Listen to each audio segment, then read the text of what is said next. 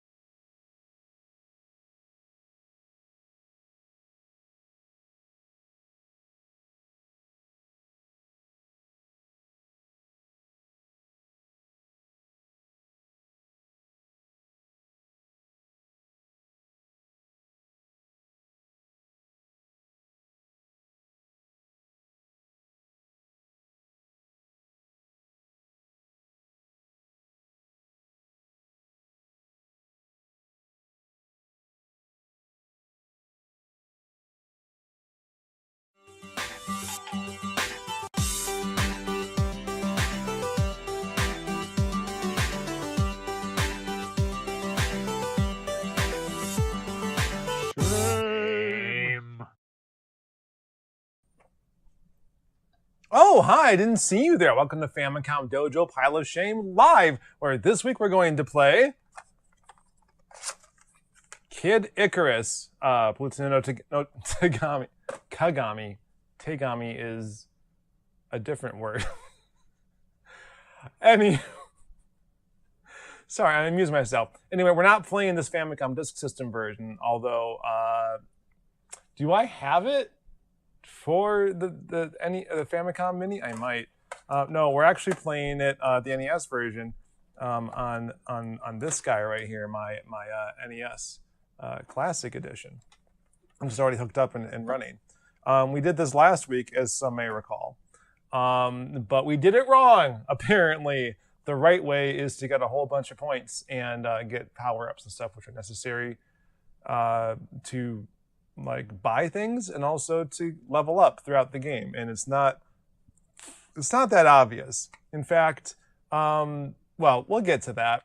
But I think that there are pamphlets baked into the actual NES Classic, or does it go to a website that you're supposed to go to? I can't remember, but we'll check that out in a minute. So for now, though, let's say hello to everyone who's here. Yeah, yep, Satoshi, hello. Tragic news indeed.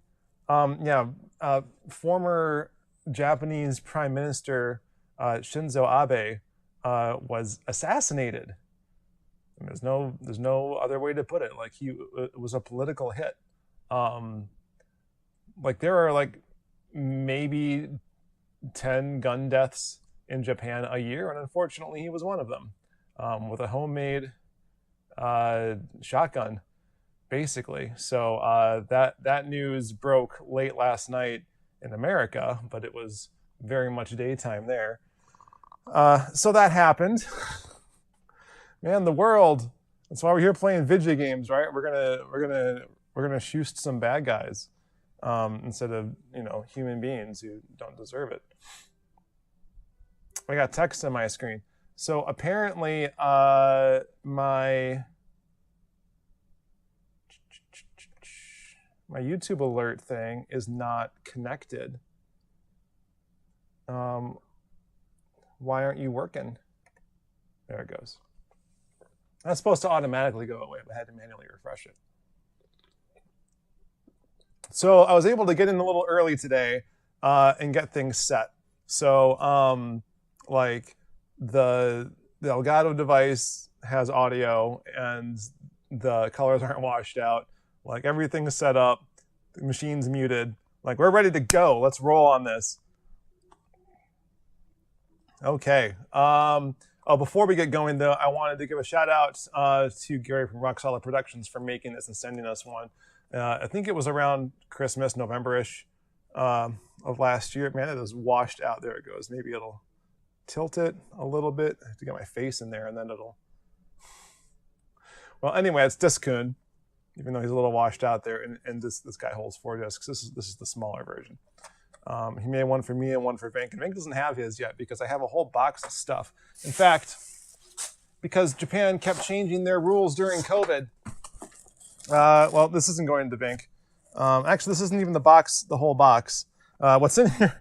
We have an original Xbox bear-sized hand controller, some paddles for the 2600, Atari 2600 and 7800, and a GameCube controller.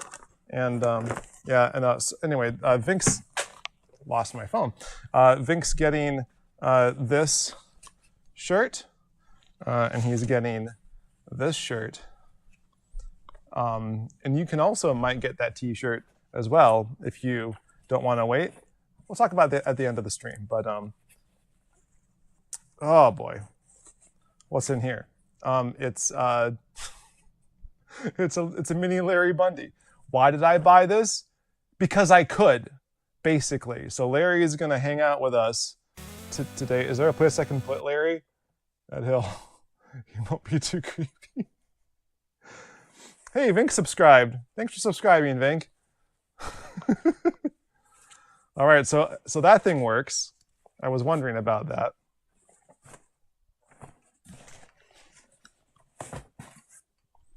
So despite the tragic news, I don't know why this has been happening, but why this is the one that came into my head. But there's a song by the Spin Doctors called Shinbone Alley. And for some reason, whenever I see Shinzo Abe's name, I just think to myself, Shinzo Abe! So, anyway. Inappropriate, Sean. To the retro station! Oh, I pushed the button and nothing happened. I was supposed to get down during the transition. Anyway, let's try that again. Shame! What happened there, fella? My classic edition decided that it wasn't on anymore. Did it just go to sleep? It was literally running a second ago. What happened? There, it's on. There it goes. Oh, the TV turned off. Interesting. All right. So I have these here. Well, look, we're gonna ignore these for now. But let's get going, shall we? Start from the beginning, as we do.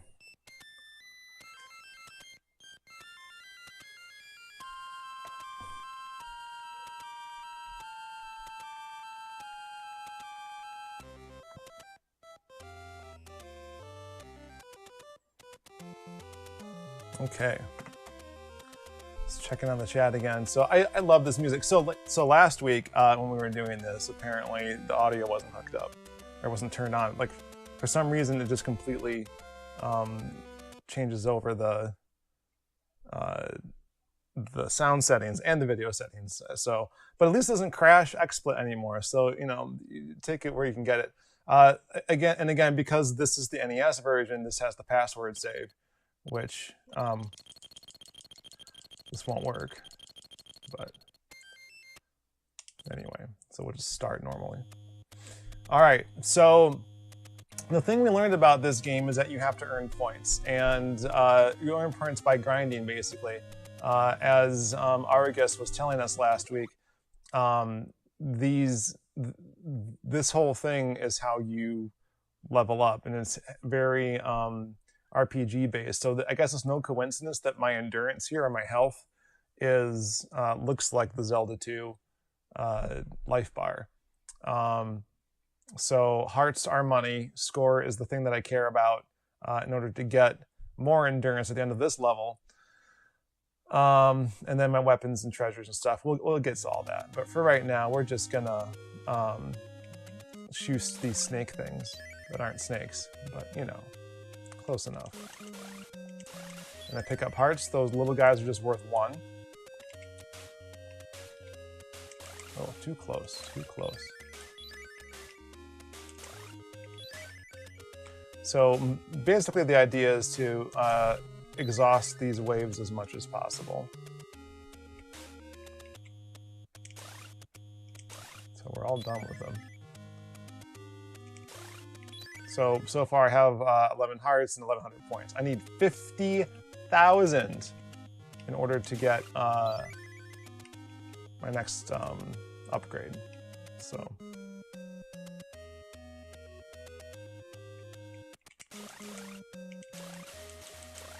And I guess it kind of makes sense, you know, these older games, like, they can't put a lot into it. And so the idea is that, I'll talk about this room in a second.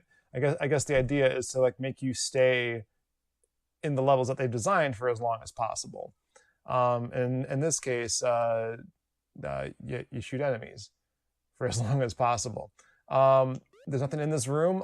These rooms are apparently reserved for if you have a certain number of points or levels or whatever, then you get certain goodies. And this room is meant to be a tease, apparently, because it's only after you do like a new game plus, essentially, are you able to get anything here. But going in this room gives me points, so I do it. 1600 we're up to, so let's just save that right there.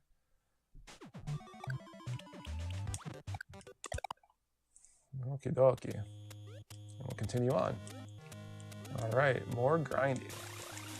So the way I was playing it last night, or last week, was I was just brute forcing through as fast as I possibly could, which is the wrong way to do it, the exact opposite of what I should have been doing. Additionally, you'll notice those hearts in the screen. More enemies of that same type will not spawn until I've picked them all up or they've faded out of existence. Okay, it looks like that's all done. What are we up to now? All right, 3,200. So, you know, we're 6.4% of the way there. All right. It feels like I have a lot of hearts, but in fact, I do not. All right. Not really all that many. And I learned I could shoot up, so thank you everyone who was pointing that out to me last time. Oh boy.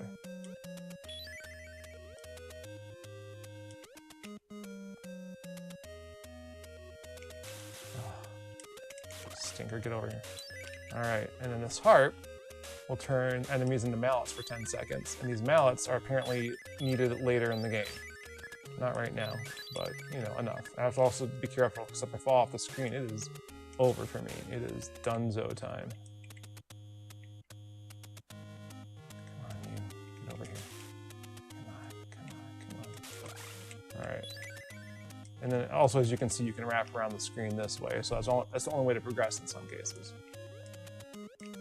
All right, we have skipped over all that fun stuff. Let me save again as we pop into here.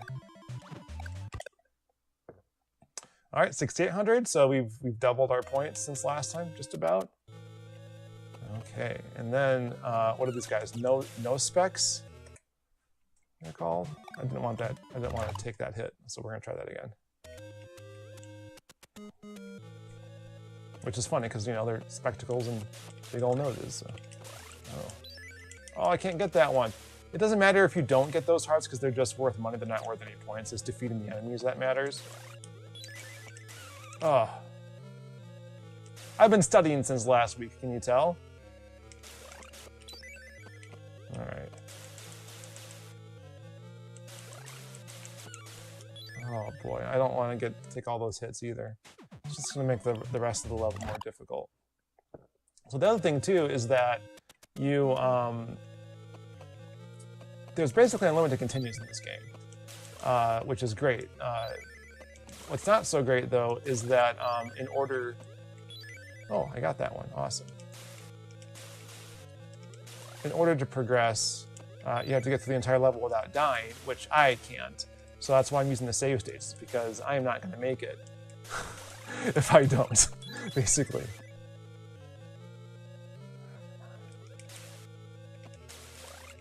We're also going to become very intimately aware of this room and its configuration. Oopsies. All right, so what are we up to now? 6,800? Did I get nothing from that? I just got hearts? Oh, that's a bummer. Ooh, he fell through. Well, darn, I can't show you what I was going to show you. I'll show you later. So that cost me some points in the immediate term here, but that's okay. This chalice I have to grab before I go in this door, or it's going to disappear. And I'm going to save before I go in. All right, here we go. Okay, so there's a trick to this, which I just learned today, is you pop open these guys. And then depending on how many hearts you end up with, in this case 3, that tells you which of these pots you have to open last. And in this case, it's the bottom left, because I have 3 hearts. So I can open the rest of these without any consequence. If you open the wrong one, you'll get one of those little repeat things, and then you'll lose all your prizes. But if you do it right, like I'm about to, then you get a bonus item, which is a feather. Oh, great. That's a fantastic one. So that if I fall now, I'll be able to not die, but also float for a little bit, like fly with my wings just for a little bit. That was great. All right, now I got kicked out, but up to 8,000 now, so that's better. We're still not even 20% of the way there, though. So, oh, where are we? So we got 11 mallets, the 1 feather. Yep, all right, here we go. So like I was saying, if I get to the end of this level, all my progress up until that point will get saved. In fact, if I deliberately die again, I will actually get to full health. So that's actually preferable to do as soon as I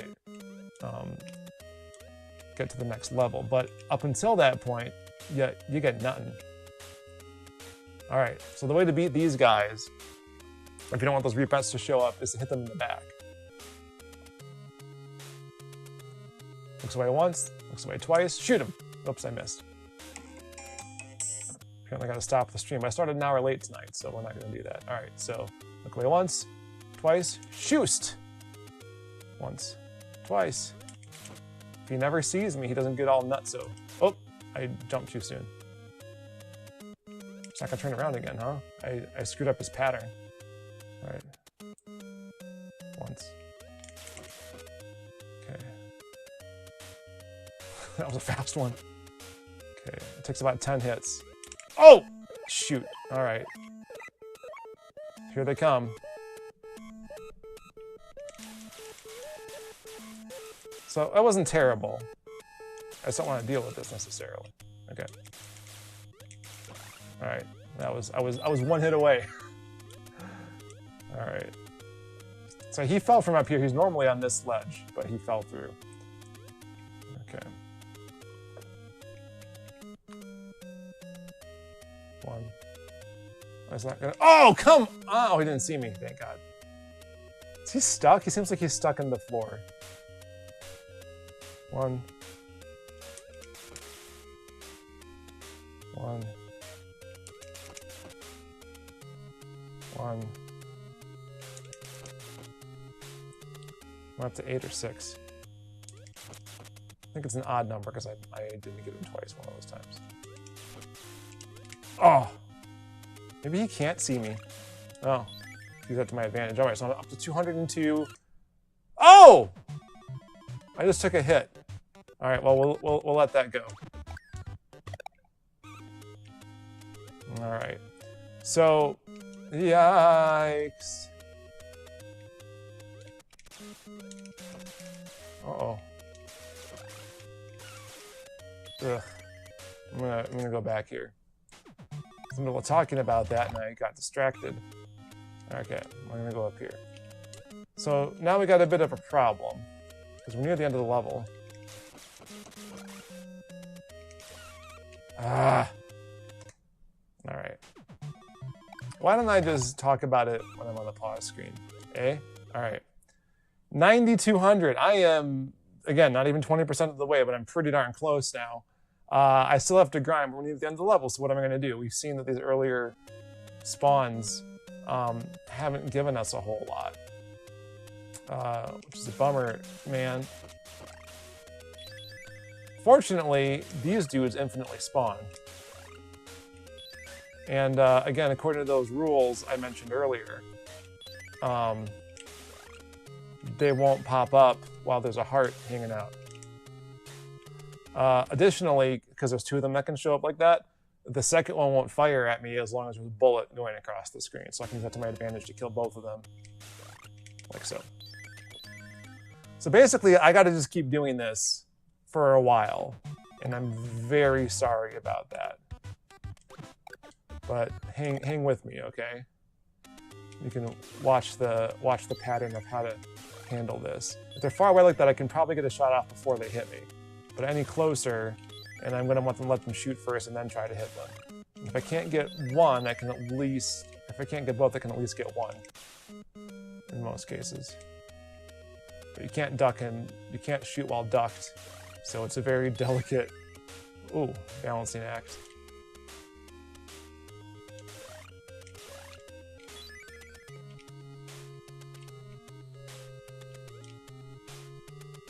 Never seen them spawn that far over to the right, to the left before, so that's new. Again, the money's nice, but it's not required at this stage. Ah, stage, get it? Oh boy. All right, so 302, let's save it here. All right, up to 15,000 now, so I've gained a lot. If I was obsessing too much earlier, then I feel pretty foolish because I didn't get anywhere near it earlier.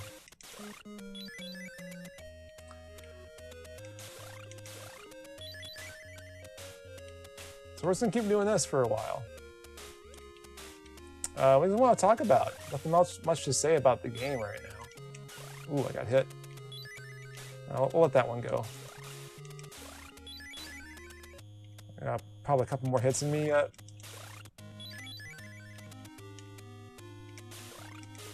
Oh, missed him. Pointed the wrong way.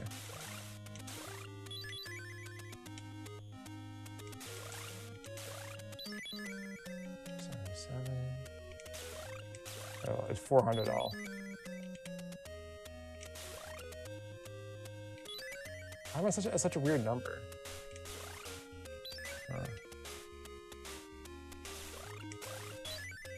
That's 400, right? Okay. Make sure I hit reset, not power. That'd be really embarrassing.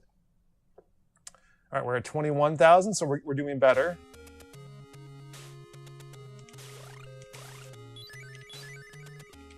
I think getting that not getting that one Reaper hurt my points a little bit. But I'm not sure how many he's worth. I've been watching some TV. Watching, God, we're in the 4th or 5th episode now of For All Mankind. Trying to make their way to Mars right now. It's fascinating. It's a little grumpy-inducing because there's some physics involved. I think I mentioned in the last episode, but one of the things that made me grumpy was they decided they can get to Mars faster by slingshotting around Venus. Because they actually missed their launch window to get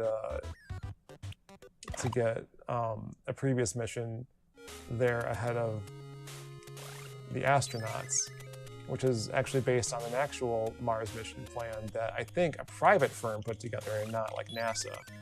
Like they send the refueling rockets ahead of time to like build the fuel and put the habitats there, and then when the astronauts arrive, they are able to get home because they can see like, oh yep, there's fuel in the tanks, so we're not going to send you guys unless there's a malfunction, right?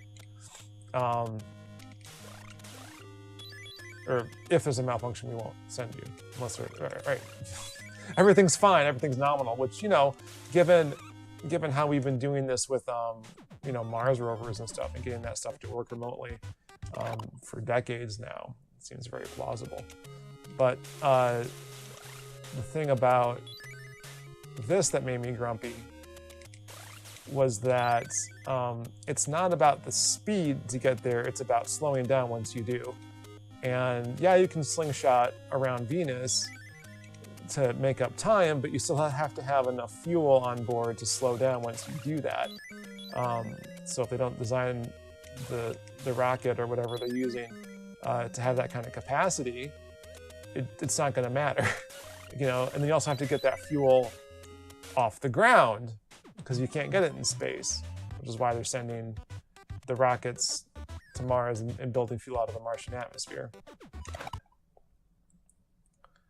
So that made me a little grumpy, especially in the very next episode where they are faced with a similar problem that they can't, they're in a literal race to get to Mars, and like, they're like, you know, we can't just speed up and get there first because we're not going to be able to slow down once we get there. And it's just like, that is exactly what happened last episode, and you just glossed over it completely.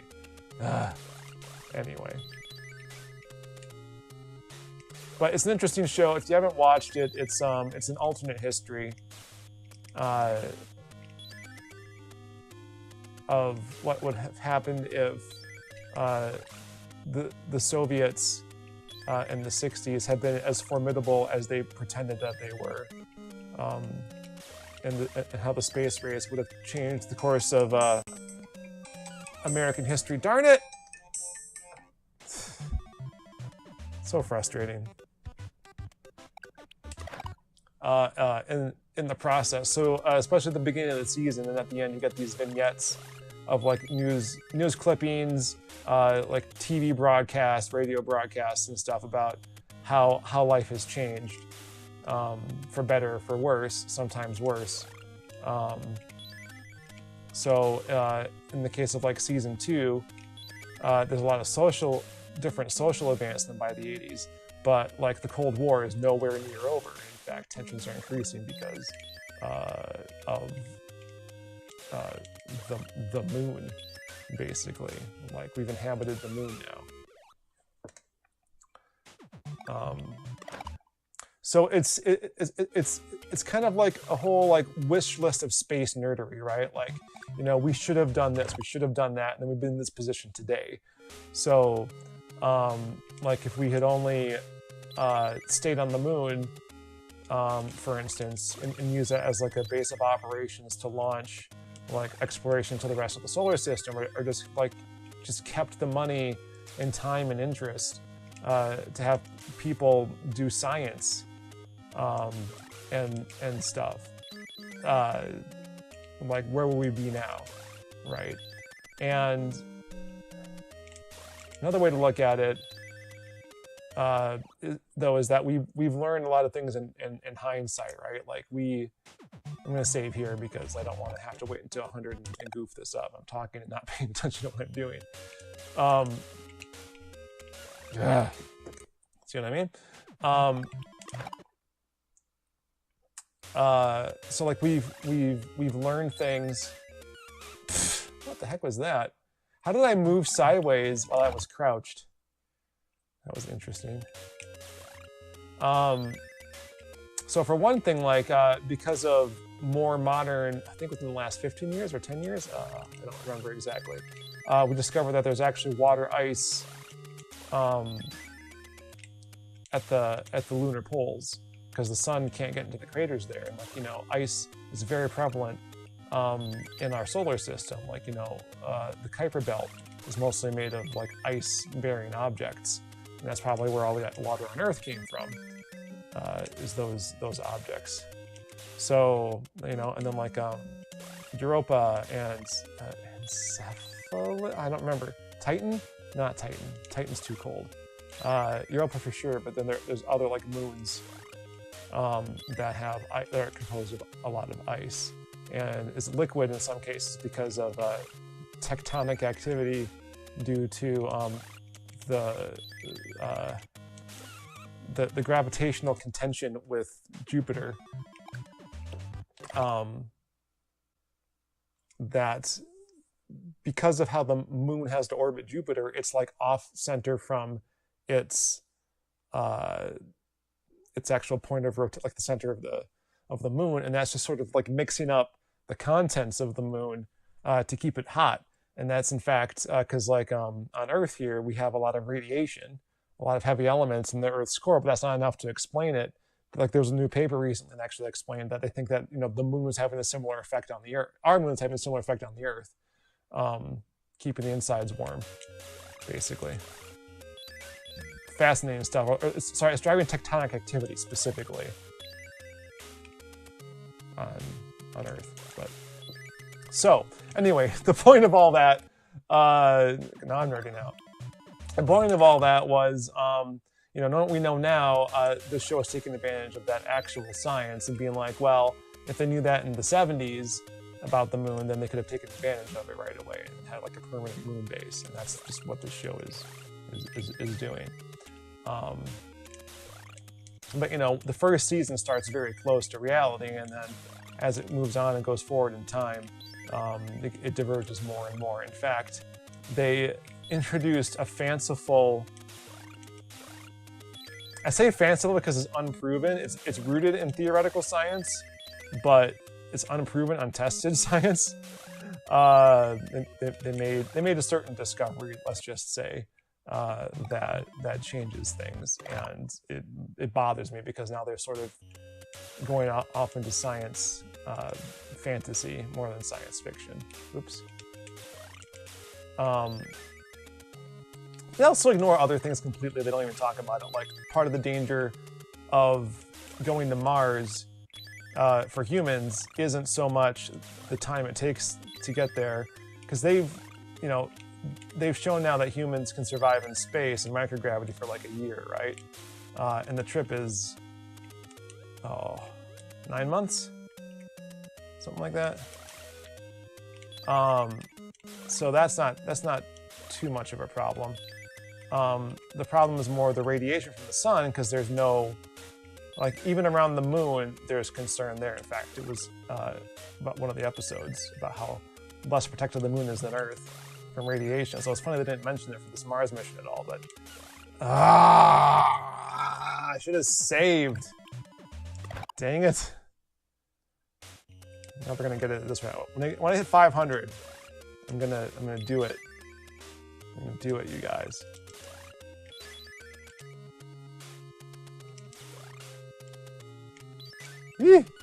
Oh, that stunk. So that was a weird exception where it didn't, I don't have my stream open anymore. That was a weird exception where it didn't, the guy popped up even though the heart was out there.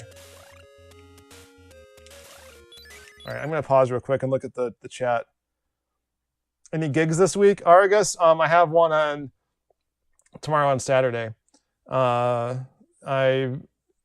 practicing the fiddle, and it's gonna be fun. I only got the set list yesterday though, so there are a bunch of songs that I haven't played. Fortunately, there's gonna be like music. Well, there's gonna be chords. So if there's songs I haven't heard before, I might have a hard time. Okay, don't spoil Strange New Worlds. Will not do. You're welcome. For All Mankind is an Apple TV Plus show. Europa, Ganymede, and Callisto. Thank you. Yes, those are the icy moons of Jupiter. 3DS. Yeah, we'll talk about the 3DS too.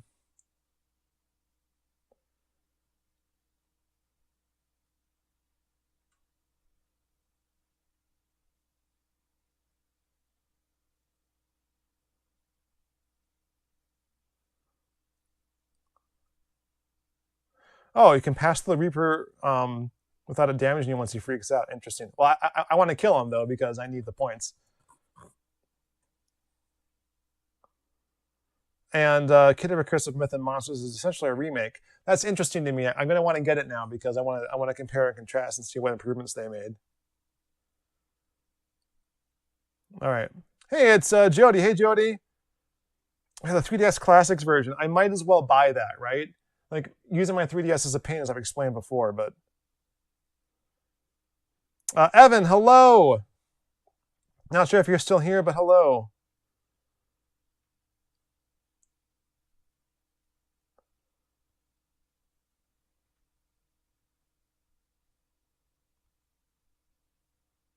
All right. All right, so yeah. Yeah, so they don't mention the radiation thing with respect to For All Mankind at all, which I guess is fine. Why complicate a good story with facts? Let's just assume that they figured it out and it wasn't worth mentioning. Although I will say there was one episode, because it's also kind of disaster porn. Like, take the movie Gravity, and like every few episodes, especially like in the opening episodes and finales, there's some kind of space disaster. And the general idea behind it is basically like, part of the reason why we haven't done more with space is because we're too wimpy about it and too cautious. If we'd only taken risks and been bold, manly men about it, then we'd be farther along than we actually are.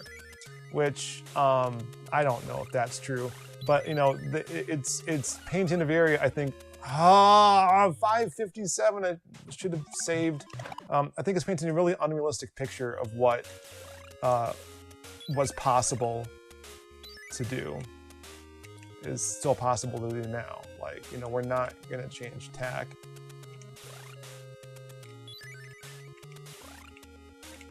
One of the more interesting things to me, especially in the earlier seasons, is how the line of presidents changed in response to the space race, and Russia's outsized role in it. In fact, for the whole first season, the Soviet Union is kind of a boogeyman, because you never see things from their perspective. It's always from perspective of Americans dealing with them. And so they seem like really mysterious and like overly antagonistic, which it's just silly in some regards. Season 2 is a bit better of a job on that, but they, I think, highlight some of the very real pressures that the Soviet citizens, or cosmonauts, were under. And there's a lot of focus on like bogus propaganda, but like, yeah, as if U.S. doesn't have bogus propaganda. So, but in a way, like, the Soviet Union's competency at the space race was more bluster than bite. I mean, despite the incredible advancements that they made ahead of the U.S., which is part of the impetus for the show, right? Like, they did do things faster, but some of them was because they had fewer scruples, which I think is also some of the contention. Like, if the U.S. had fewer scruples too, we'd be farther ahead. But man, the person who has the fewest scruples in this new season is not a government agency, let me tell you. And I won't say more than that. Ugh. So frustrating, but very appropriate, I think. I haven't even mentioned the characters yet, but there are a lot of nods to actual astronaut historical figures and stuff, but they're eventually overshadowed by the original characters for the series. Although we get an alternate Apollo 11 moon landing with the original crew, played by actors, of course. And then after that, it just very quickly morphs into like the main characters are the heroes of the space culture.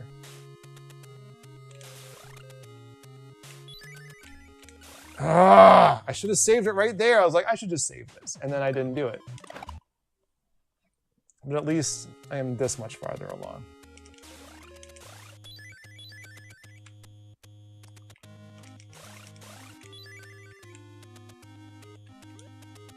Too close, it freaked me out.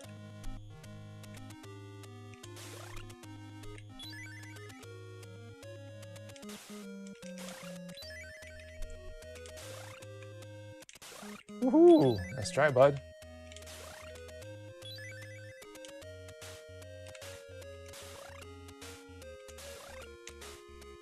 Let me focus on getting this for a minute. Okay, good place to stop. 602.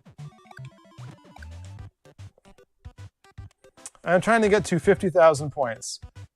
Is it 20,000? You think it's 20,000? Am I over? Hold on a second. Am I working too hard at this? All right, well, let's get to the end. Let's see what happens if I get to the end with this many. Ah, suck.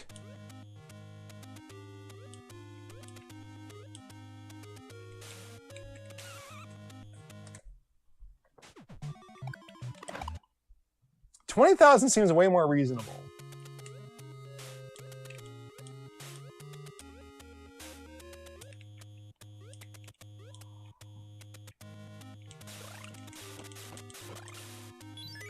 Are the value? Are you going off the Game Center CX values, Satoshi? Because it might be different for the NES version because of the lack of save states. Maybe.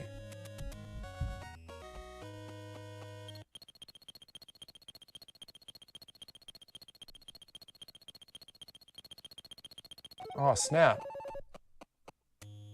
Wow, that guy said it was 50,000 was wrong. Well, that's much better. Let's move on, shall we? All right, this one's a bit different.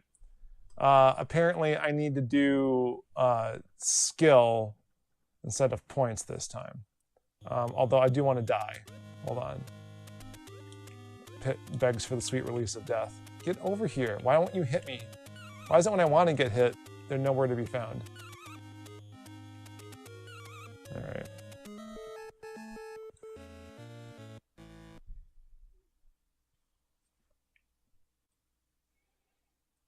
All right. So let's continue. So now my life is full. Again, it looks just like the NES version. Or the NES version. This is the NES version. It looks like Zelda 2. Come here. Come here, you. Come here. Come on. Yeah, that's right. That's the stuff. Oh, he went away.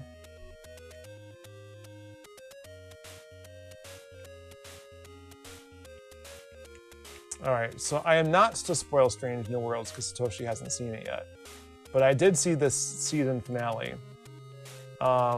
What can I say about it that's non-spoilery? I don't know how I feel about it yet, I'll say that much. They made some decisions. Yeah, even that feels like it's giving the wrong impression. Not saying too much, it's just giving the wrong impression.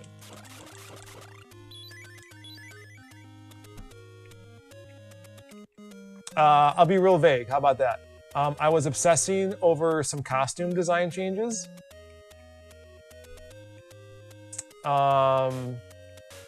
Very focused on that.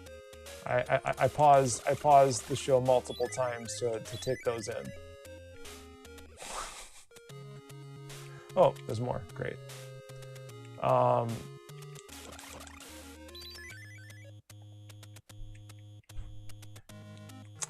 One of the things I noticed about the Strange New Worlds uniforms, I mean, you'll notice like the patterning on like the shoulders and the arms, which is reminiscent of Discovery. Similar idea. If you don't watch any of the what is it, the extra stuff, the Ready Room stuff with Will Wheaton, where they talk about this in one of the episodes. You know, they very deliberately did that, but they also, that micro patterning is, that micro print, whatever that's called. They use the department insignias. Like I think before it was like the Starfleet Delta thing.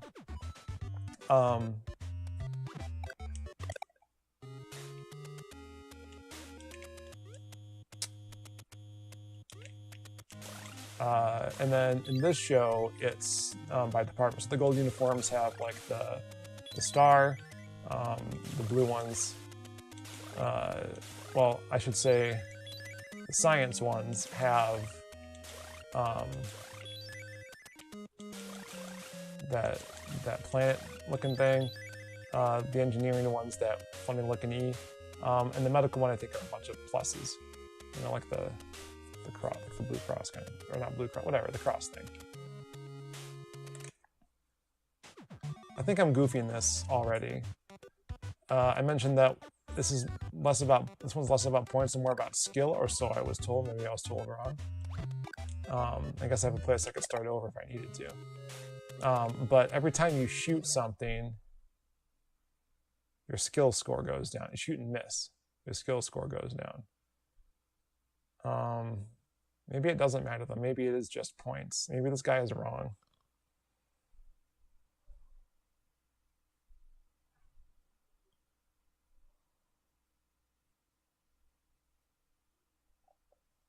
Hey Scruffy, look on our RGB.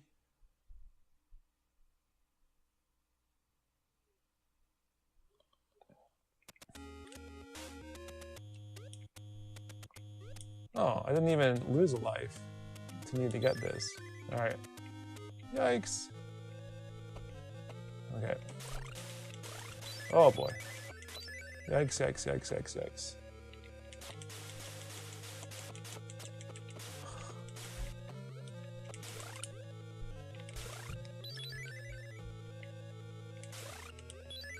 So I have hundreds now. I have hundreds of friggin' hearts.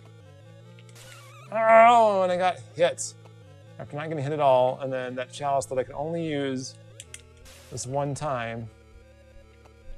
Ugh. Frustrating. Anyway, that's okay. I can take one hit. That's fine. I'll be fine. Okay.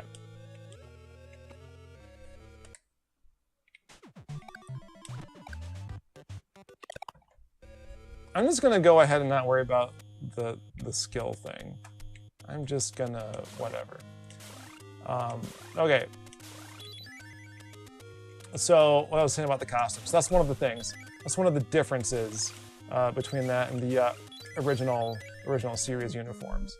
You know, there's no collar on them, like no black collar, which was like indicated by the Discovery uniforms in season 2, which were just painted all one color for the Enterprise crew because they're the flagship, I guess. I don't know.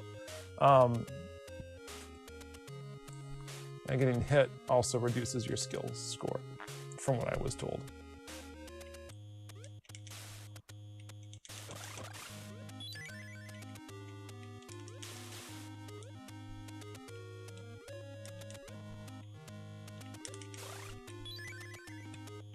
Ow. Don't get hit then, right? All right.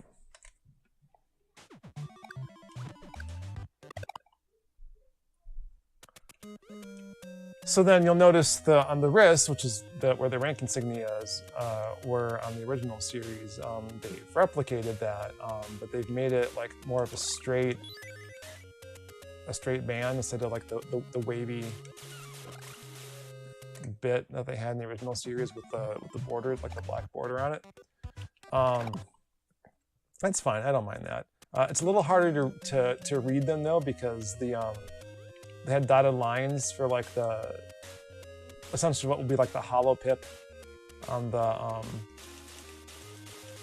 next generation rank insignias in the original show. In this show, they're just thinner bands. So I have a hard time telling someone's a lieutenant commander or a commander because I don't know if there's a consistent, whatever, hardly important. What bugs me a little bit though, is that they made those bands the same color as the uniform.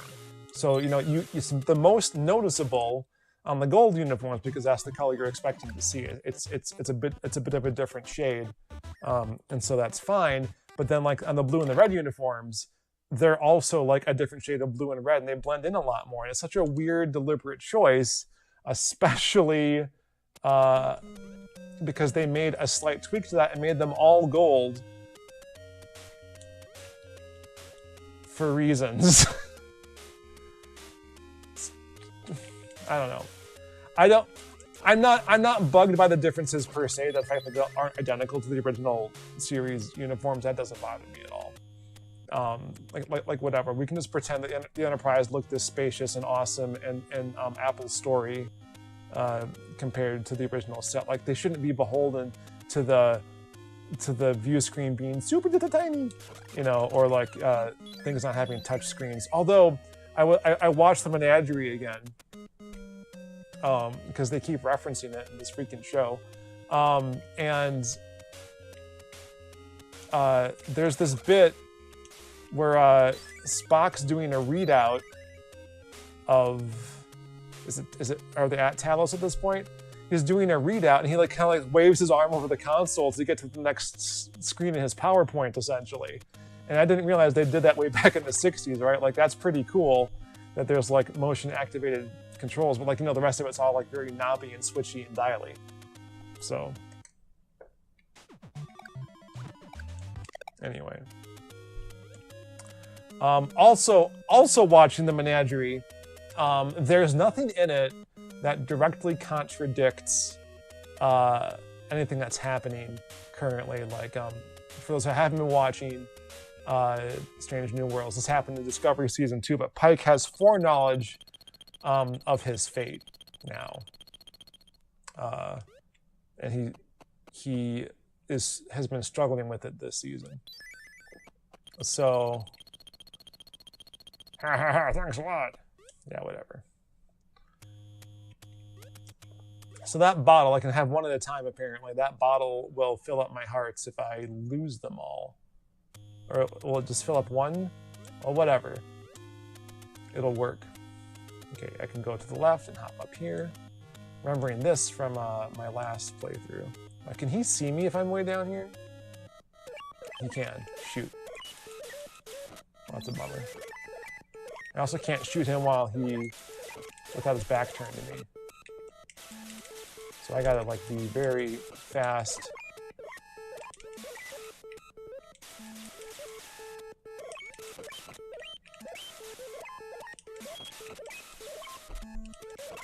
All right, got him.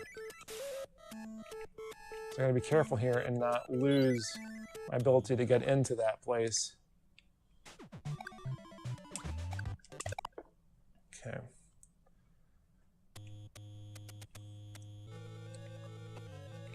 This again. 12,700 right now. Wah!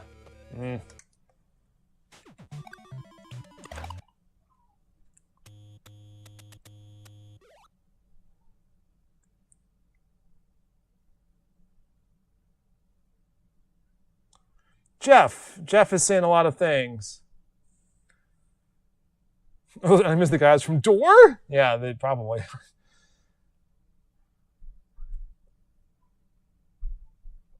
We're more about taking damage. Okay.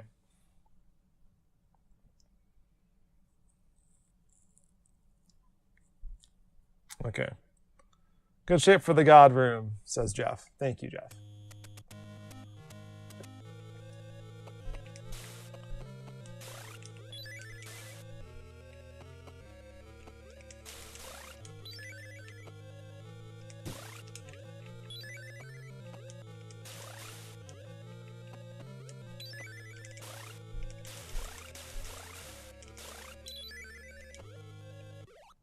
I got no points from that whatsoever. Let's go.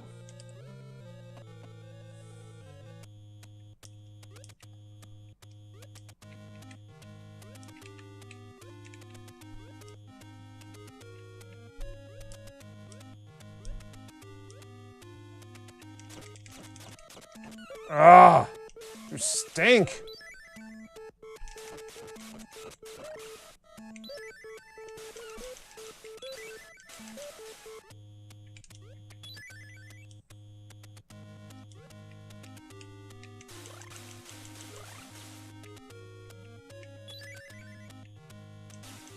Grind these guys to a pulp. So yeah, uniform stuff.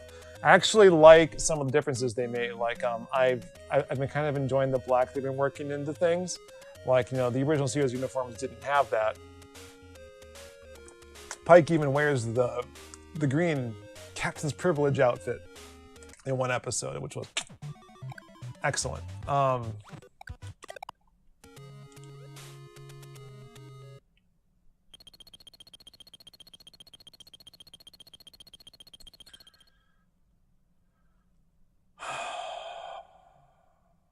Can I get multiple feathers? Do I need them? Should I just not get anything? I don't need to get anything. I have both of those things. So I need more. I could just get the hammer. All right. Got one more.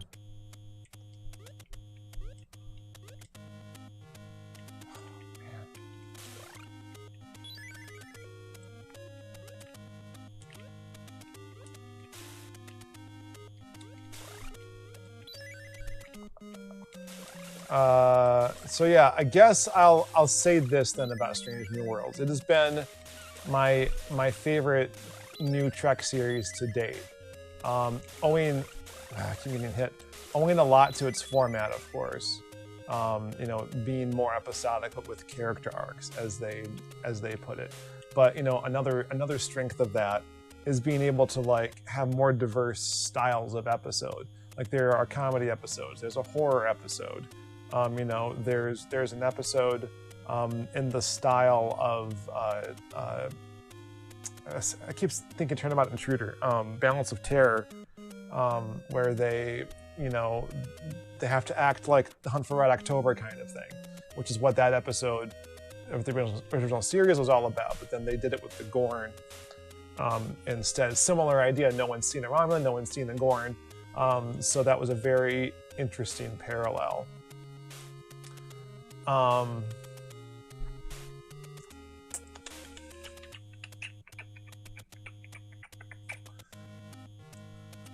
I'm also seeing some parallels, and I think they were deliberate now in retrospect. Like, it's easy to say that the whole Michael Burnham thing in Discovery was just like trying to pull at nostalgia strings, and maybe that's true to an extent. But they've done some interesting things with the characters with similar upbringings, come to similar conclusions in similar situations. So I say that because, like, there's no record of, you know, there ever being a mutiny aboard a starship. Except, you know, the Menagerie, like, Spock pleads guilty to mutiny, basically. It's all a ploy to get the feed from Talos as an excuse to basically watch the cage, which I feel so stupid. The cage and the Menagerie are synonyms, and Pike says both of those things during the cage. So the original version is the cage, and the two-part is called the Menagerie. It's hilarious. Anyway, but in Spock's case, in the Menagerie, they end up getting retroactive permission to go to Talos. So the whole thing ends up being, you know, more or less ignored.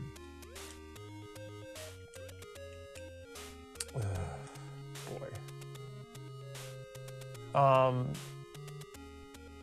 So all that being said, the Vulcan hello makes similar sense too, because Michael tells this story about the Vulcans first meeting the Klingons, and how. Hold on a second. Can I shoot from the bottom to get this guy?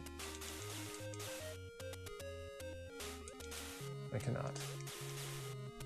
Okay, I'm gonna have to either bypass him, or I don't know.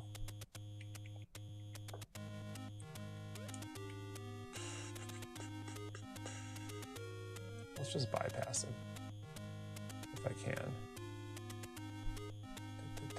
Turn around, and then I'm gonna go like this. Oh, dang it.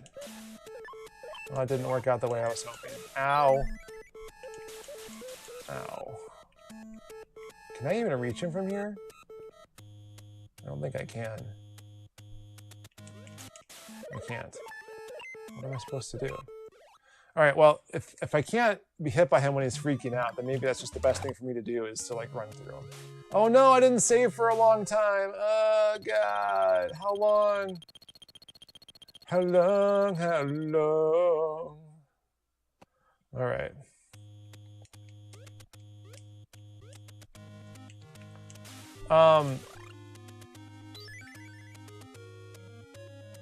So Michael's decision, oh God, Michael's decision in the Vulcan Hello, the pilot episode of Discovery is, you know, we have to attack the Klingons first as a sign of strength.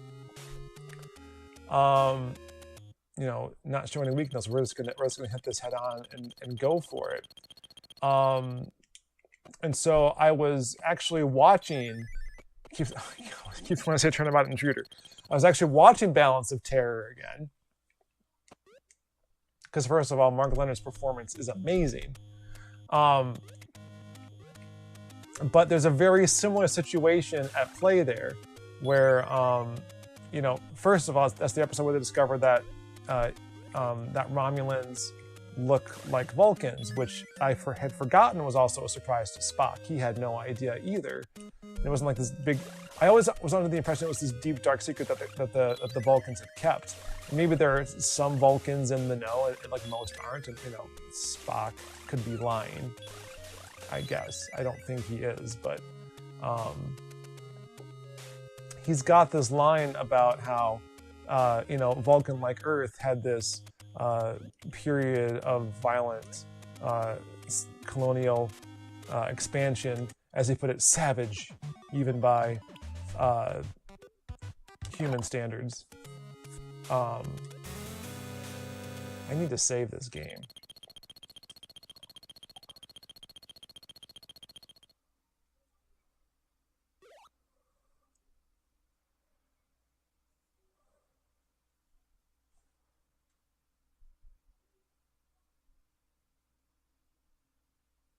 Okay. Let's see what you guys were saying about the cage. Or whatever, the Star Trek stuff. So...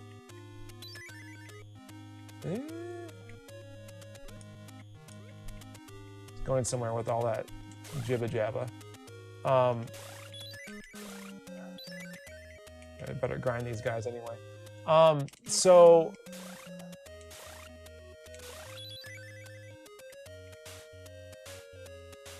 when they're in the room, trying to determine what to do about this cloaked vessel, this also introduced the idea of the cloak. So not only do we discover what Romulans look like, you know, this is where they introduced the cloaking device for the first time, and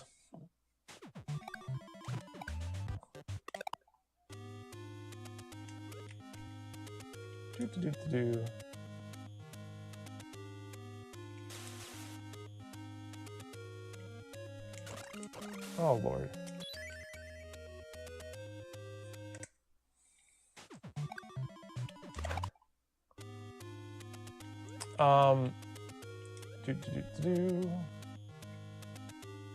Talking about Star Trek.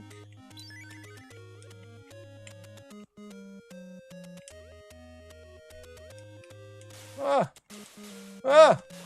right. Am I like losing points by not paying that much attention to that stuff? I'm gonna try that again. Oh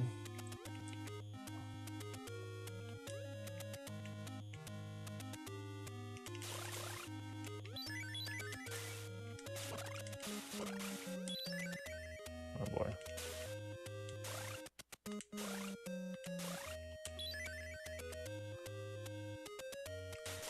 So when they're trying to figure out what to do, because, you know, they also introduced the idea of the neutral zone, that, like, you know, Earth and the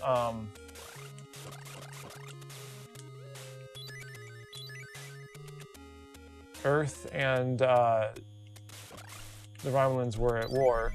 They actually mentioned Romulus and Remus. I didn't realize that Remus was officially a planet as of the first appearance of the Romulans in Star Trek. I had no idea. But they didn't flesh out Remus at all, at least not on screen, until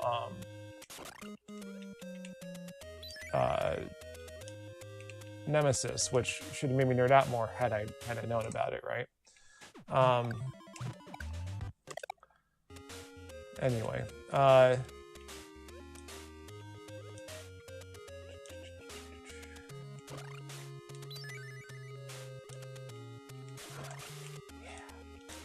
that disappeared fast. So we're trying to figure out what to do. They can't go into the neutral zone, but the ship's been attacking an outpost, destroyed 3 outposts, and then a 4th right in front of them. You know, what do? They could start an intergalactic war. Sorry, interstellar war, same galaxy. That could last another however long. So Spock surprises everyone by demanding that they attack. And at this point in the story, like, no one's sure where his loyalties lie because it's like Romulans. Like, do they believe this story? He has no idea what Romulans look like. But he's like, nah, just blow them out of the sky. And his reasons are very similar to what Michael describes in the Vulcan Hello. So I'm starting to feel like these two are very much siblings, you know, raised in the society, you know, raised by the same parents who'd have similar thoughts and feelings about these things. Except in Michael's case, did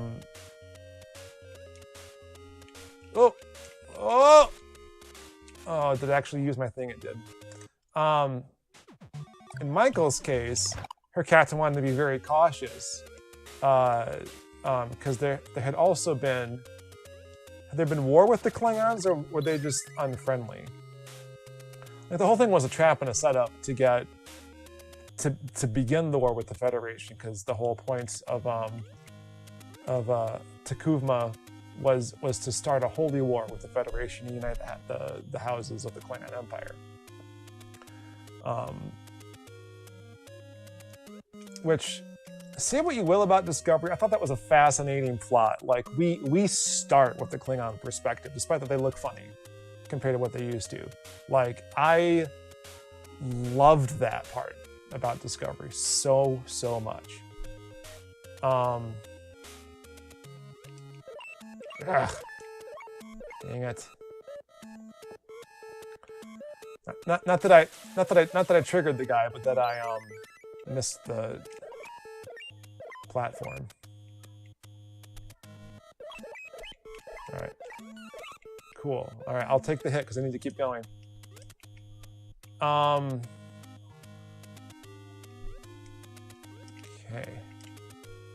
Okay. Oh. Is that my grindy bit? Do I have to grind here? Uh-oh.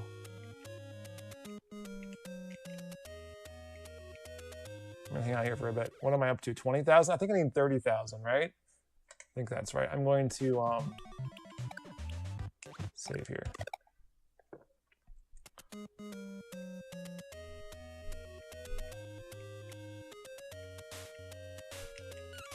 Oh, he shot me twice?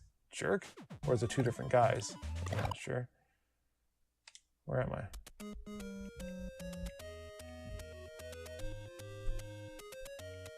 Oh.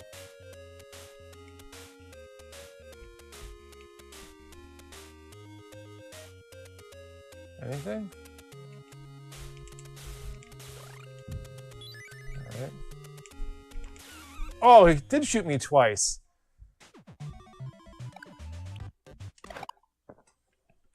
All right, so I'm pretty close to 30,000.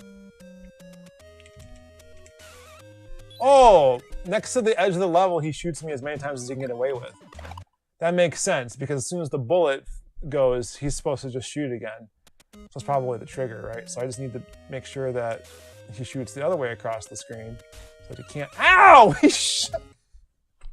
Stupid video game physics. All right. Yeah. Ooh. Oh, booski. Okay. So yeah, anyway, I just found that similarity fascinating. and I appreciated it very much.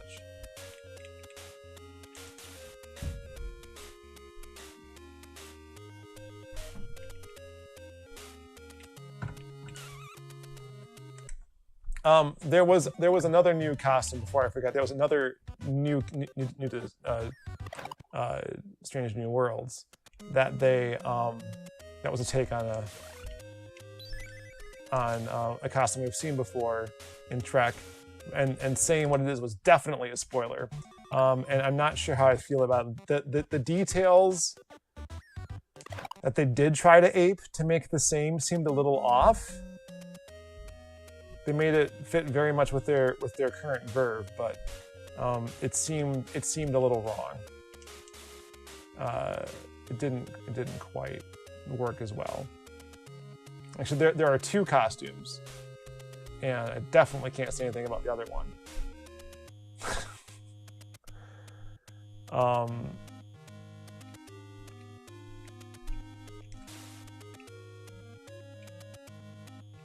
Should have gotten closer and shot, huh?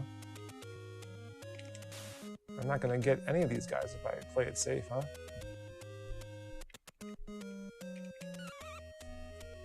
You know, and speaking of costumes, like the original series didn't have much of a budget. Like, you know, the alien costumes were, you know, like drapes in a lot of cases, especially around the female characters. Although it was, I think it was in the, yeah, it was in the cage, where, like, you know how like awful civilian clothes have looked in Trek for a long time? Well, like, there was a couple walking down a corridor as Pike's going to his quarters that like they're very much like in 60s summer wear, which, you know what, I can buy that in the 23rd century. It was nice. It kind of reminds me of Chapel's hoodie in Strange New Worlds. I'm just saying. I'm gonna move on. I'm gonna move on from here because maybe I can do better somewhere else. You think? Maybe. Can I get up? No, I can't. I have to go this way.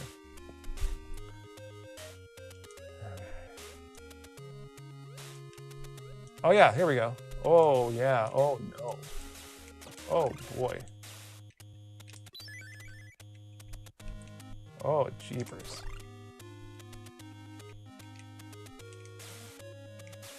Oh no, oh, good gravy. Oh, that's terrible. What a wrinkle. Ah! Oh, at least they don't double up on me, at least not too much. Oh no, oh gosh, oh geez, oh bother. Oh no.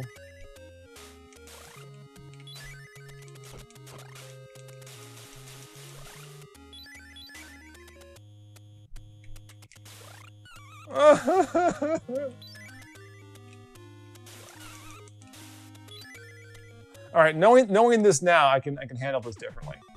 Okay, I'm definitely gonna go there to do my farming. So,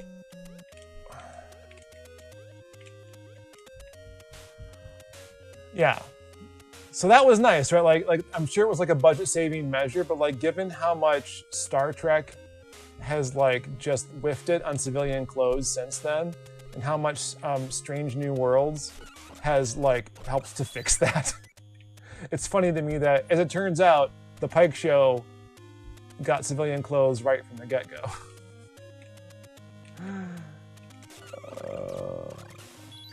Anyway. Can I just keep farming these guys? This seems easier. Ooh, ouch. Getting hit part. Not so great, but... Ooh. They reach me.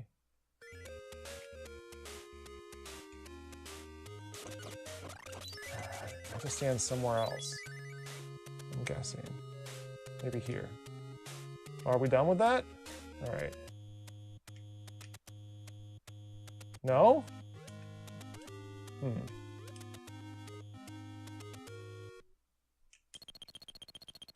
Glad you came, Pitt. Here, take this. All right. I can shoost more gooder. Oh, you there, fella. 1, 2. Did you see how it kind of curved there? I wasn't expecting that.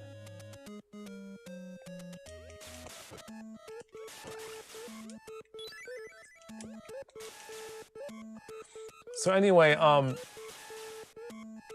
the thing that's always bothered me about Romulans and watching, I keep wanting to turn on my computer. Watching,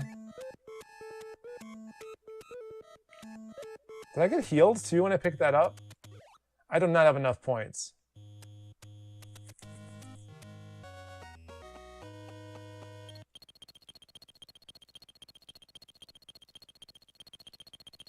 I do have enough points. All right. All right. I can admit when I'm wrong. Is it like a total? Did I like have a total of 50,000? I didn't have to get like 30,000 in the level. It's like a total of 50. Because that's where I was at.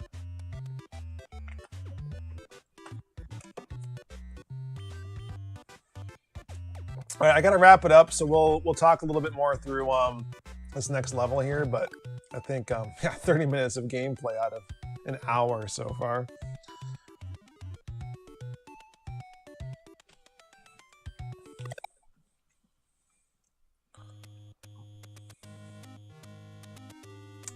Yes, the Man Trap was the first to air. When did they air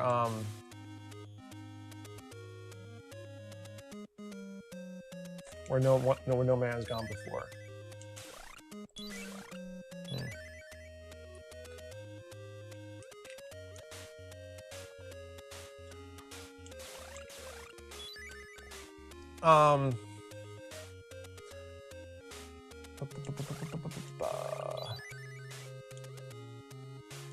Yeah, Romulans. So like it doesn't make any sense that like the Romulus and Remus thing, right? Like that's based on like, you know, actual like Roman history, like the brothers, right? Like they founded Rome.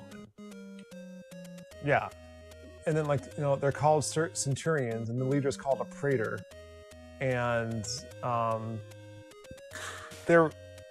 I realize now that the Romulan outfit, at least in the original series, was meant to be kind of evocative of robes, like in Rome. So they have this kind of sash hanging down on the right side. And I also realized recently, like watching the episode, like they're color coded kind of like the Enterprise uniforms are. So like, you know, Mark Leonard's character, the commander of the ship, has this red sash, and like his buddy's got a red sash, and everyone else has blue.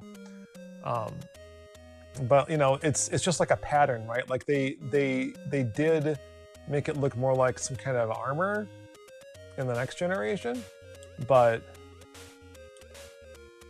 I don't know. Anyway, interesting. Like they really went hard, and then like the Centurions had these helmets, which weren't necessarily very Roman, but I don't know. Anyway, it's really fascinating to like watch the original series with all these details, like, you know, knowing of Trek's history 50 years hence, and like how much they actually did at that time. Like the effects were cheesy and slow and weird, you know, by today's standards.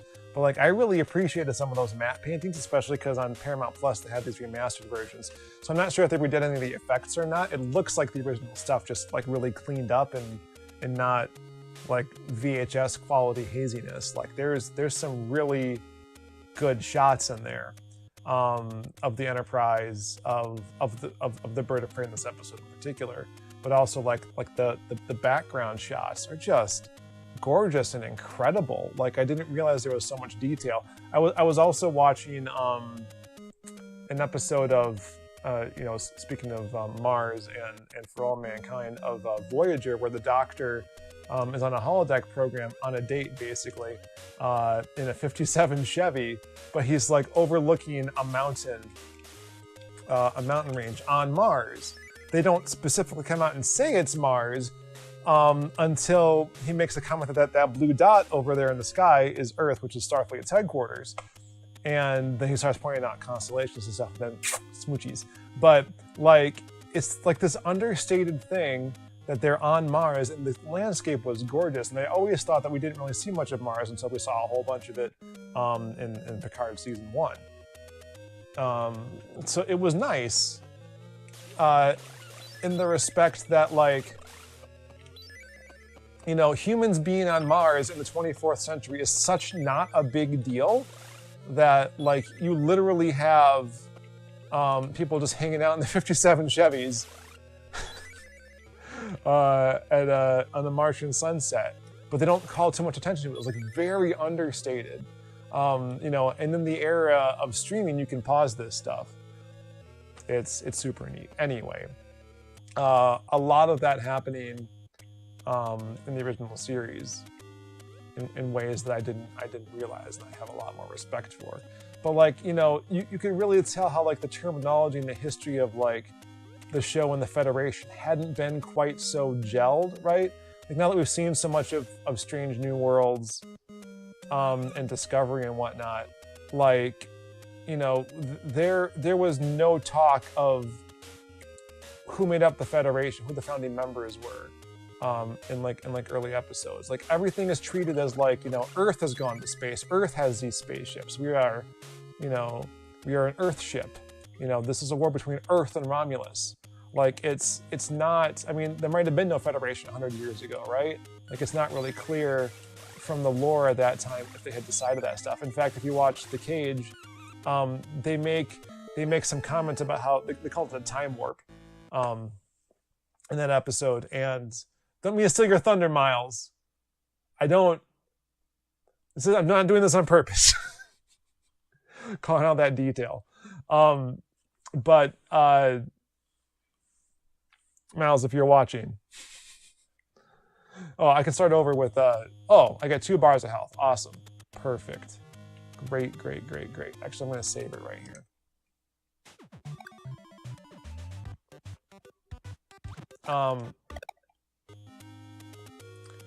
So, you know, it was the first pilot too, so they didn't have all the details fleshed out as much as they would, you know, later. But, you know, they called it time warp, and then they called it warp speed. But, you know, faster than light travel really is a time warp. So it wasn't like, it's a funny sounding name, but, like, you're breaking causality by going faster than light, even if it is through subspace or whatever they later determined to be how warp speed actually ends up working in this fictional universe. But, you know, they find the crashed ship on Talos and these survivors. And this young guy has this line about how, like, you wouldn't live how fast you can get back to Earth now. Why? With our new time warp, and it's been like 20 years, I think, since the ship went missing. So, like, the idea, you know, knowing what we know now about the Star Trek history, was that Zefram Cochrane created warp drive, and that's how Vulcans, you know, showed themselves to the humans, and then the Federation was founded like 100 years later. Like, in that show, it made it sound like it was a very recent development, which it very well could have been given the history of what they discussed. But it just runs counter to, like, you know, the now established canon of Star Trek. So, for all you naysayers who are like, you know, you have to stick to established canon, like, if they stuck to what was in the Cage, we all be for the worst. Yeah. Anyway.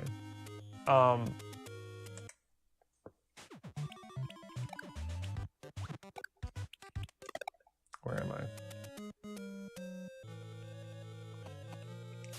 How? Dink?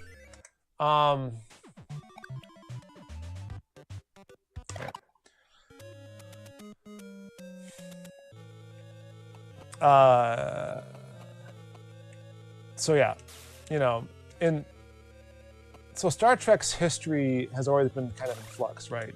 The whole thing in the original series, to my recollection anyway, was that Spock was not just, he was the first Vulcan in Starfleet. Like, you know, because Vulcan was, Starfleet was a human, and still in the current, like, chronologies and stuff, a human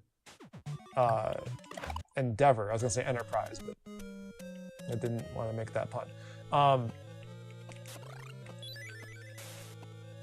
You know, even though Starfleet is like the military branch of the whole Federation, like other planets like Vulcan have their own fleets and stuff, but like Starfleet is like the Federation's go-to thingamajig. So that was like a big deal, right? Like that was the rift between Spock and his father. You know, they've retconned it since then quite a bit, like especially because I was really surprised to see like a Vulcan admiral, for instance. But it makes sense because there were Vulcans in Enterprise, for instance, right? Like Vulcans had nothing to do with Starfleet at that time, except you had T'Pol, who was like an attaché, right? So she wasn't technically, because they didn't want to retcon, like, you know, Spock was the first Vulcan in Starfleet, and here's T'Pol. But they basically did away with that in Discovery. It's like there were other Vulcans. It makes sense there would be Vulcans in Starfleet by that point, because it's like 100 years later almost. It just makes sense.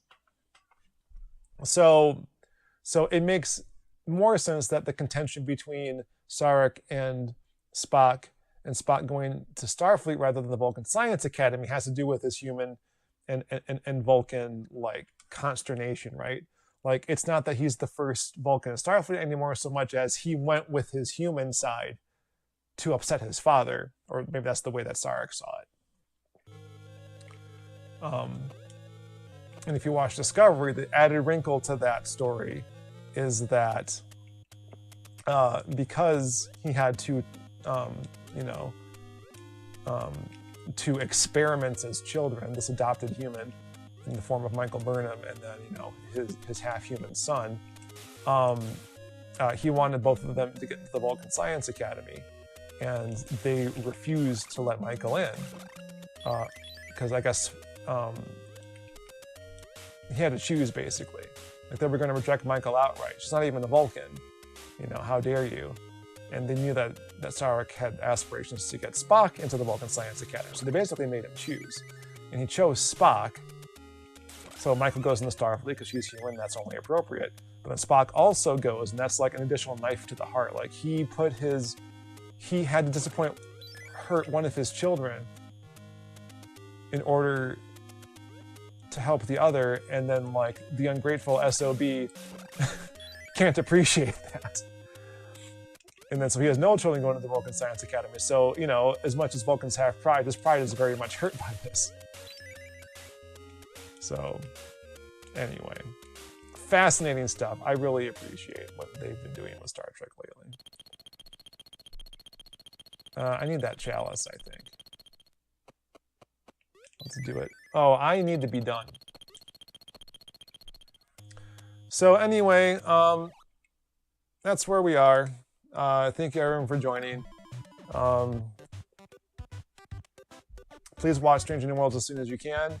Satoshi, because I would love to chat about it.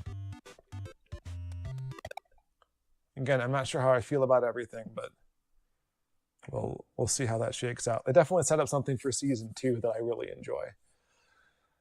I think I'll enjoy it. But anyway. Yes, Starfleet is the human service. So Starfleet predates the Federation, but yeah, it's still a human-based organization. It seems even like in like the Discovery's future, it's still very human-based, which, you know, whatever. Don't other planets and member races have their own fleets, or did the Federation just say, we're going to pick Starfleet? Starfleet's our go-to. That's fine. Anyway, thank you everyone for joining another week. We're going to be off next week. I'm going to be unavailable. There's just too much going on. But, you know, I've been skipping weeks here and there. I should be back the week after. Do you want to do more Kid Icarus? Like, I feel like I've kind of exhausted my interest. We've gone through what it's going to take. Like, maybe doing a little bit of a difference would be interesting. What is interesting me, actually, like zipping through here, I'd love to play some Bubble Bobble.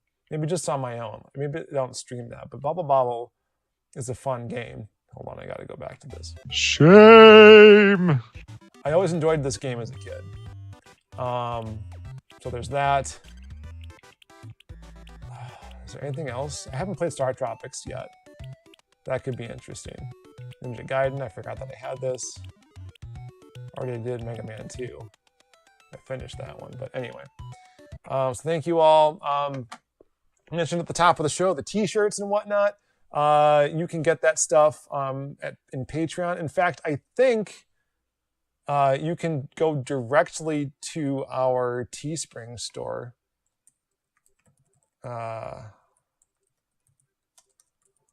I'm not sure how to get there, actually. I don't remember.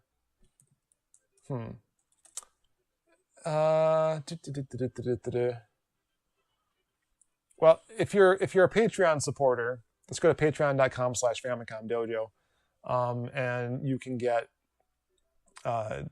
sign up for as little as $1, and that'll get you access to our all of our posts, basically. Like, there shouldn't be anything really hidden, even at that low level.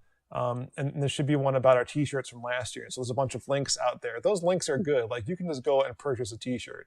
They might even show up in YouTube, connected to the main Famicom Dojo channel. So there's t-shirts that way. If you just want to like get a t-shirt and don't want to like mess with the whole Patreon thing, please do. Everything's available to everyone. Although maybe one or two of the designs aren't live yet. That could be. We'll do more of that this year. So like we'll release a new design, and it's only going to be available to the Patreon supporters first, and then we'll release it to everyone else. But actually, did I add this to the Dojo TV? If you go to the FamicomDojo.tv/store, oh yeah, I just have Patreon membership. Okay, I should link that in the store section of the website, if you don't want to do that. But for $5 a month, and then after I think 4 months, you're eligible for our new T-shirt design, which we're going to do a little bit different this year. We're either going to be like, you get this free new design, or you get a discount on one of the existing ones, and that's just because it just costs too much. Like we're going through an on-demand print vendor for this. We don't have all these old designs like in stock anymore, and it cleaned us out to fulfill those orders last year, and we had to fulfill them for 2 years. So as promised, but we just can't do that again. So if you want to, even the people who knocked down their subscriptions from their previously lofty heights in recent months, like as long as you had those like 3 or 4 months at those tiers, you're still eligible this year. That's how we roll, man. Anyway, so for this month, our Dojo Disciples, our highest givers, our biggest money bags, as it were. I'm obligated as part of your contribution to mention exactly your names. I don't know why it wasn't loading. That's why I'm trying to filibuster right now. Okay. So we got Dojo Disciples for the month of July are Andrew Greeley, Chris Birkland, Daniel Hathcock, and Earl Grey III.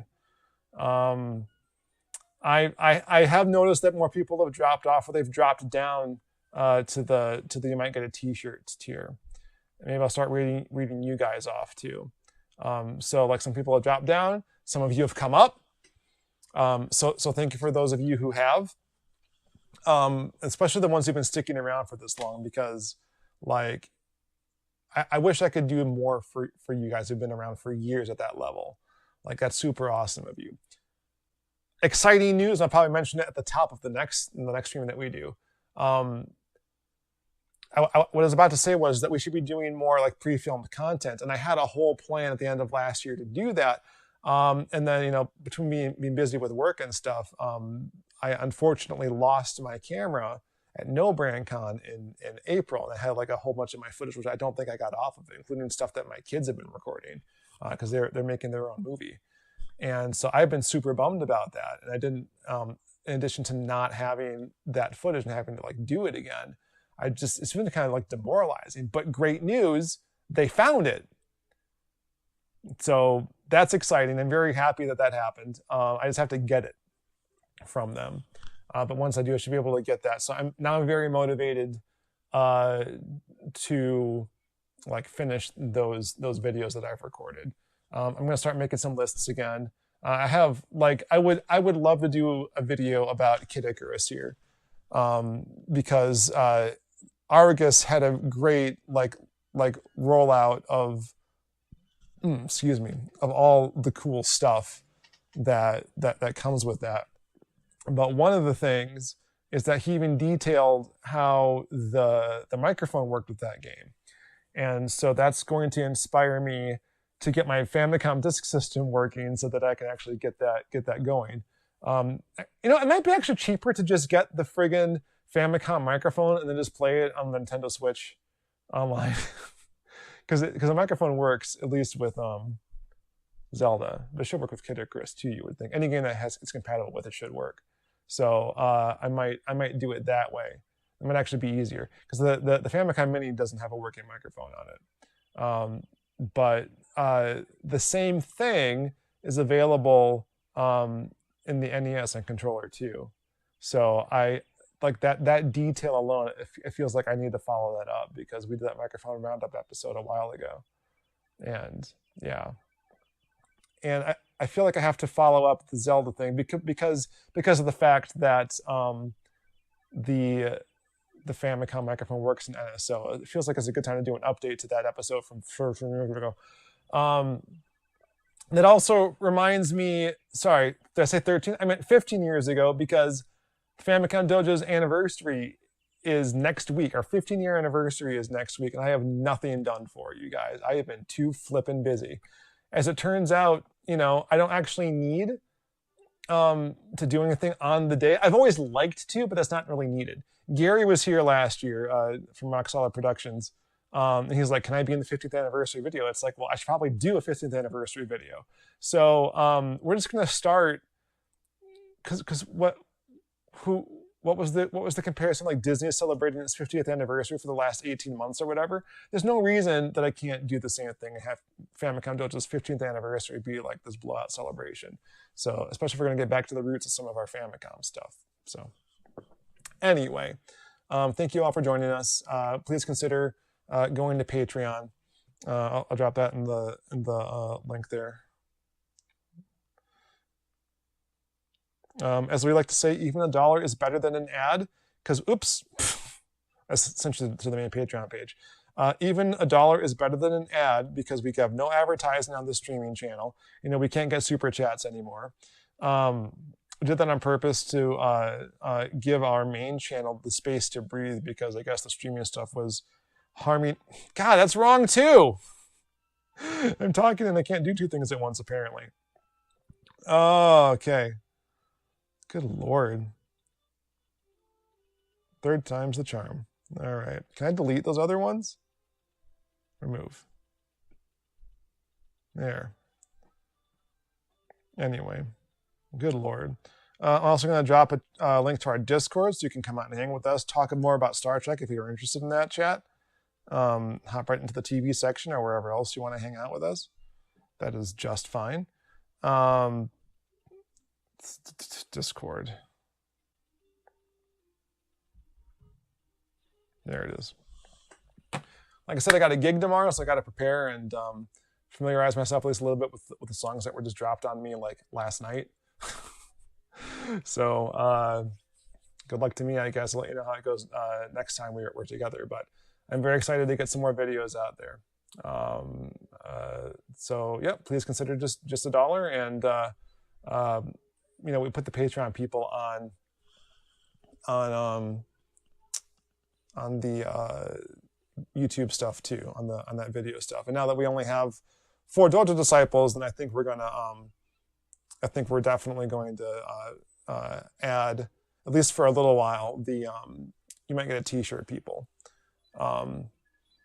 Honestly, we should probably just add everyone at this point. Like, why not do that? There's no reason I shouldn't, basically. But yeah, the fact that we had so many Dojo disciples for so long has been nothing short of a miracle. So I want to thank everyone, each and every one of you. But now I'm feeling it. I gotta do more to deserve what you've already given us, basically. So thank you again so much. And well, until next time, the Dojo is grinding away. Famicom Dojo.